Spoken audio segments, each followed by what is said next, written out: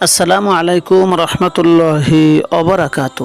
এ রাতে কবরস্থানে যাওয়ার ফজিলত সমূহ রসুল করিম সাল্লাল্লাহু আলাইহি সাল্লাম শাবানের 15 তারিখ রাতে মদিনার কবরস্থানে জান্নাতুল বাকিতে গমন করেছিলেন।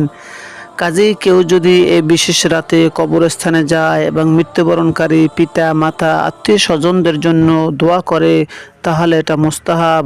তবে বিশ্বাস এবং আমল কোনো দিক দিয়েই এটাকে জরুরি মনে করা যাবে না। সাথে সাথে সব ধরনের বিদআত এই বিশেষ রাতে মেলা বসানো, কবর বা মাজারে আলোকসজ্জা করা ইত্যাদি থেকে বেঁচে থাকতে হবে।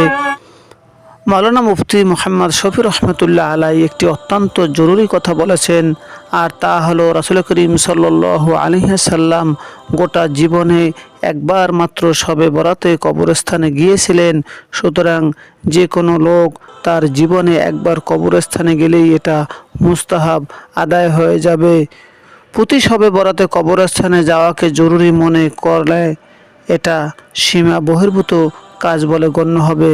মহান আল্লাহ তাআলা আমাদের এই রাত্রে বেশি বেশি ইবাদত করার তৌফিক দান করুন এবং পিতামাতার জন্য বেশি বেশি দোয়া করার তৌফিক দান করুন।